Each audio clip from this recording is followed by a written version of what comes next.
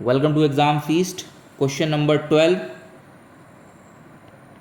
of miscellaneous exercise of chapter 4, that is complex number. So in question number 12 we have to find the number of non-zero integral solutions of the equation mod 1 minus iota raised to power x is equal to 2 raised to power x। ये equation आपको दिया हुआ है, इसको solve करके आपको solutions निकालने हैं, यानी कि x की वैल्यू निकालनी है, ठीक है, और बताना है कि कितने जो आपको नॉन ज़ीरो इंटीग्रल सॉल्यूशंस मिल रहे हैं। तो बेसिकली आपको x की वैल्यूज़ निकाल दी हैं। एक वैल्यू आती है कि दो आती है, वी विल सी, ठीक है, और जो जितनी भी वैल्यूज़ आती हैं वो आपको लिखनी है, वही आपको बतानी है, ठीक है। तो कैसे करेंगे भाई, सिंपल है। मॉड अगर हम z का निकालते हैं तो उसका फॉर्मूला क्या होता है, under the root A square plus B square, ठीक है ना। अगर z दिया है आपको a प्लस आयोटा b, तो ऐसे z निकलता है, मॉड z निकलता है। तो सिंपल क्वेश्चन है, ठीक है। तो यहाँ पर 1 minus iota raised to power x is equal to 2 raised to power x है। तो यहाँ पर मॉड हमें किसका निकालना है,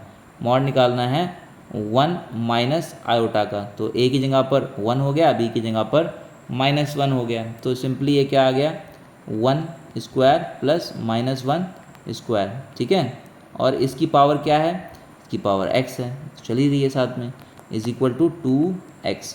डन, ठीक है। तो ये कितना आ गया, ये आ गया 1 plus 1 raise to power x is equal to 2 raise to power x, ठीक है। तो ये कितना हो गया, ये हो गया √2 raise to power x is equal to 2 raise to power x। अब रूट को हम लोग क्या लिखते हैं पावर में, 1/2, ठीक है। और यहाँ पर पहले से एक x भी है power, 2 raise to power x, ठीक है। सो अब ये 1/2 से x मल्टीप्लाई होगा तो क्या आ जाएगा, x/2 आ जाएगा, ठीक है ना। याद है ना एक्सपोनेंट का रूल, a की पावर में अगर m है और उसकी पावर में अगर n है तो ये क्या हो जाएगा, a(m)n, ठीक है। याद रखो भाई छोटी छोटी चीज़ें। सो 2 रेज टू पावर x। अब देखिए बेस सेम हो गए हैं, बेस सेम है तो पावर को हम कंपेयर करा सकते हैं कि नहीं करा सकते हैं, ठीक है। सो यानी कि मेरी x/2 जो है वो x के बराबर आ जाएगी, ठीक है। तो x मेरा क्या हो गया, 2x के बराबर आ गया है ना। इसके नीचे 1 है, क्रॉस मल्टीप्लाई किया, ठीक है। सो x into 1 is x and x into 2 is 2x, ठीक है। सो ये सिंपली क्या आ गया, अगर इसको ठीक से लिखें, therefore 2x is equal to x। अगर इसको x को इधर लेकर आएंगे तो क्या हो जाएगा, 2x minus X is equal to 0। So 2x minus X is x, so x is equal to 0। तो x की कितनी वैल्यूज़ मिली, एक वैल्यू, यानी कि जो इक्वेशन हमको दी थी उसके कितने सोल्यूशन है, नॉन जीरो सोल्यूशंस हैं, ठीक है, एक, ठीक है। सो दस आपको एक लाइन लिखनी है, 0 इज द ओनली इंटीग्रल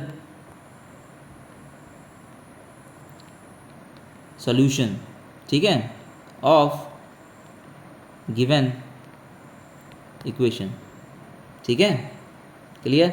सो तो ये 0 जो आपको मिला है ये इकलौता एक इंटीग्रल सोल्यूशन है यहाँ पर। जबकि अगर क्वेश्चन देखें तो क्वेश्चन में पूछ रहा है कि नॉन जीरो इंटीग्रल सोल्यूशन बताओ कौन क्या होगा, तो इसका मतलब नॉन जीरो सोल्यूशन तो है ही नहीं कोई, एक इकलौता सोल्यूशन मिला है जो कि 0 है।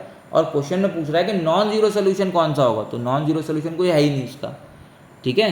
So therefore the number of non-zero integral is of the given equation is 0. So there is no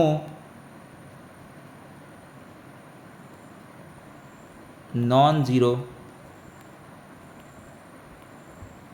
integral solution of given equation। Simple, ठीक है, कोई मिला ही नहीं हमको नॉन जीरो सोल्यूशन। तो एक ही सोल्यूशन मिला जो कि 0 है, और वो पूछ रहा है नॉन जीरो सोल्यूशन कौन से होंगे, तो नॉन जीरो सोल्यूशन कोई है ही नहीं, ठीक है। तो बहुत इजी क्वेश्चन है, बहुत सिंपल क्वेश्चन है, ठीक है ना। बहुत छोटा सा क्वेश्चन है, 2 नंबर 3 नंबर में आ सकता है, ठीक है। तो आप देख लीजिएगा इसको, सिंपल क्वेश्चन है, ठीक है, क्लियर, ओके, डन। सो अब आपका क्वेश्चन नंबर 13 और क्वेश्चन नंबर 14 है, ठीक है। 13 एंड 14 क्वेश्चन ये आपके रह गए, ठीक है। So next question we will see in next session.